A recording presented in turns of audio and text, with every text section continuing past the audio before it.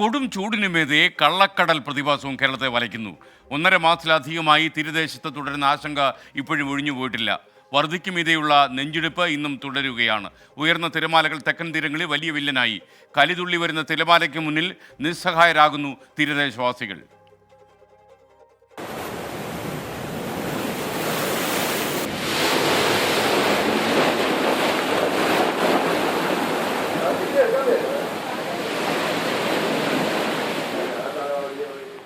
കൃത്യം 1 മാസം മുൻപ് അപ്രതീക്ഷിതമായി കേരള തീരത്ത് ആഞ്ഞടിച്ച തിരമാലകൾ പൊഴിയൂരും പൂത്തുറയും അടക്കമുള്ള പ്രദേശങ്ങളിൽ നാശം വിതച്ചിരുന്നു. അതിൻ്റെ ആഘാതത്തിൽ നിന്ന് വിട്ടുമാറും മുൻപാണ് കള്ളക്കടൽ വീണ്ടും വില്ലനാകുന്നത്. തിരുവനന്തപുരം, കൊല്ലം, തൃശൂർ ജില്ലകളിൽ കടൽ ഇപ്പോഴും പ്രക്ഷുബ്ധമാണ്. കള്ളക്കടൽ പ്രതിഭാസം പൂത്തുറക്കാരെ കാര്യമായി ബാധിച്ചിട്ടുണ്ട്. ഇന്നലെ രാത്രിയുണ്ടായ കടലാക്രമണത്തിൽ പൂത്തുറയിലെ നിരവധി വീടുകളിൽ വെള്ളം കയറി. ചില വീടുകളെ തിരമാലകൾ ഭാഗികമായി തകർത്തു. വീട്ടുപകരണങ്ങൾ നശിപ്പിച്ചു. മുന്നറിയിപ്പുകൾ പാലിച്ചതിനാൽ വലിയ അപകടം ഒഴിവായി. ഈ ജനലിൻ്റെ താഴെയുള്ള ടൈലോടെ ഇങ്ങനെ അടിച്ച് വെളിയിൽ വന്നു.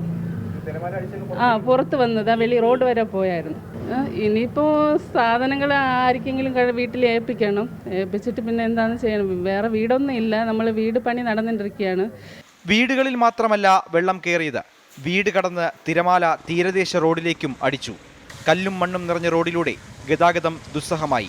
റോഡിനപ്പുറത്തുള്ള കഠിനംകുളം കായലുമായി കടൽ കൂടിച്ചേർന്നേക്കാമെന്ന ഭയത്തിലാണ് മുതലപ്പുഴി മുതൽ അഞ്ചുതെങ്ങ് വരെയുള്ള തീരദേശവാസികൾ.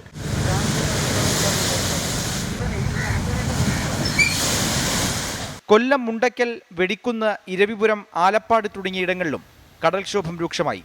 മത്സ്യബന്ധന വള്ളങ്ങൾ സുരക്ഷിത സ്ഥാനത്തേക്ക് മാറ്റിയതിനാലാണ് ലക്ഷങ്ങളുടെ നാശനഷ്ടം ഒഴിവായത്. പിന്നെ കടല് നടു 12 മണി സമയമായപ്പോൾ ഭയങ്കരമായ ശക്തിയായിട്ട് കഴിച്ച് ഈ വയ്യാത്ത അമ്മ എവിടെ ഓടി ഇറങ്ങും മക്കളെ. തൃശൂർ ജില്ലയിൽ ചന്തക്കടപ്പുറം, അറപ്പക്കടവ്, പുതിയ റോഡ്, പെരിഞ്ഞനം സമിതി ബീച്ച് എന്നിവിടങ്ങളിലാണ് കടലേറ്റമുണ്ടായത്. മുന്നറിയിപ്പ് പ്രകാരം പലരും മാറി താമസിച്ചത് അപകടം ഒഴിവാക്കി.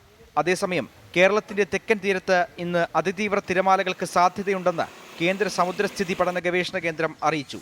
രാത്രി 8 മണിക്ക് ശേഷം മത്സ്യബന്ധനം വേണ്ട എന്നും നിർദ്ദേശമുണ്ട്. കള്ളക്കടൽ പ്രതിഭാസത്തിൽ കടുത്ത ജാഗ്രതാ നിർദ്ദേശമാണ് അധികൃതർ നൽകുന്നത്.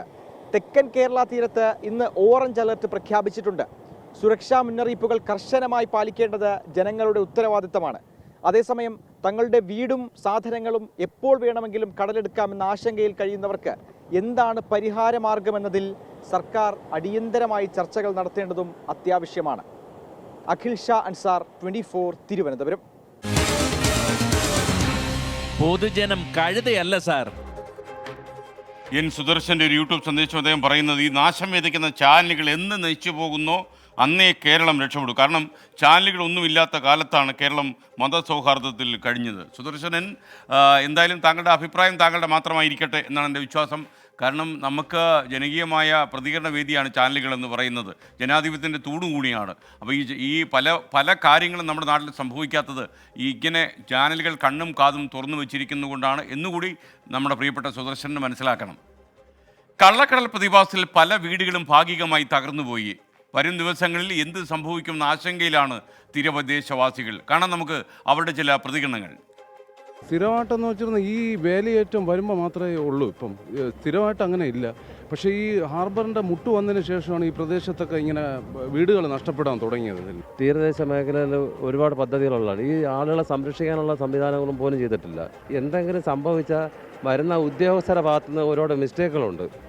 അവർ കൊടുക്കുന്ന റിപ്പോർട്ടുകളൊന്നും സർക്കാരിന് കൃത്യമായി കിട്ടാത്തതിൻ്റെ ഭാഗമായിട്ടെന്നാണ് എൻ്റെ ഒരു തോന്നൽ. ഇവിടെ എന്ന് വെച്ചാൽ ആരും വന്ന് ഇവിടെ ഒരു മനുഷ്യരിതിന് ഇവിടെ രാഷ്ട്രീയമല്ല വലുത്. ഇവിടെ ജനങ്ങൾക്ക് മുമ്പിൽ എല്ലാവരും വന്ന് നമ്മുടെ ഈ വീടുകൾ കംപ്ലീറ്റും പോയിട്ടുണ്ട്. ആ വീടിന് വേണ്ടി എന്താണ് ചെയ്യാൻ കഴിയുക, അതിനു വേണ്ടിയുള്ള ഒരു ശ്രമം നടത്തണം. ഇവിടെ അല്ലാതെ വേറെ ഒന്നുമല്ല. ഈ തിരമാല തന്നെ വീണ്ടും വന്ന് കയറിക്കൊണ്ടിരിക്കുകയാണ്. അത് ചെല്ലാനം പിന്നെ താന്നി ഈ ഭാഗങ്ങളിലൊക്കെ പുലിമുട്ട് ആദ്യം ഇവിടെ ഇട്ടു. ഒരു ഏകദേശം പുലിമുട്ടിട്ടിട്ട് അതിൻ്റെ പുറത്ത് സീപാൾ അടിച്ചിട്ടു. അപ്പോഴത്തേക്കാണ് ധീരം വരാനുള്ള സാധ്യത. അല്ലാതെ നമുക്കിപ്പോൾ പുനരപ്പൊഴിയിൽ അങ്ങനെ ഈ ധീരം വരുമ്പോഴത്തേക്കും ഇതിൻ്റെ ഇവിടം കുഴിഞ്ഞു പോവേ ഉള്ളൂ. റോഡിൻ്റെ ഇപ്പുറത്തോട്ട് കയറി അങ്ങോട്ട് കായലോട്ട് പോവുകയാണ് വെള്ളം. അപ്പം നമുക്ക് അങ്ങനെ നമ്മൾ എവിടെ പോയി നമ്മുടെ കൊച്ചുമക്കളൊക്കെ ജീവിക്കണോ? നമ്മൾ രാത്രി 9 മണി വരെയും ഇവിടെ ഇരുന്ന് ആ സമയത്ത് വെള്ളം വീട്ടിൻ്റെ മേലിൽ കൂടെ വന്നുകൊണ്ടിരിക്കണം. രാത്രി 10:30 മണിയോടുകൂടി മോനെ അപ്പുറത്തെ റൂം ഇടിഞ്ഞ് മാറി. അമ്മ അപ്പുറത്തെ നോക്കി നിന്നപ്പോൾ അമ്മയ്ക്ക് 2 തിര വന്നടിച്ച് അപ്പുറത്തായിരുന്നു ഞാൻ പോയനെ. കടൽ വരാനുള്ള അവസരം എപ്പോഴെന്നറിയാൻ വലിയ കർക്കിടത്തിലാണ്. അപ്പം ഇപ്പം ഉടനെ വന്നുകൊണ്ടിരിക്കുകയാണ് കടലിൽ. ലോകത്തെവിടെയായാലും ഏത് സമയത്തും 24 വാർത്തകളും ഓഗ്മെന്റഡ് റിയാലിറ്റി പാക്കേജുകളും എക്സ്പ്ലെയിനറുകളും വിശദമായി കാണാൻ ഞങ്ങളുടെ യൂട്യൂബ് ചാനൽ നിങ്ങൾക്ക് സബ്സ്ക്രൈബ് ചെയ്യാം.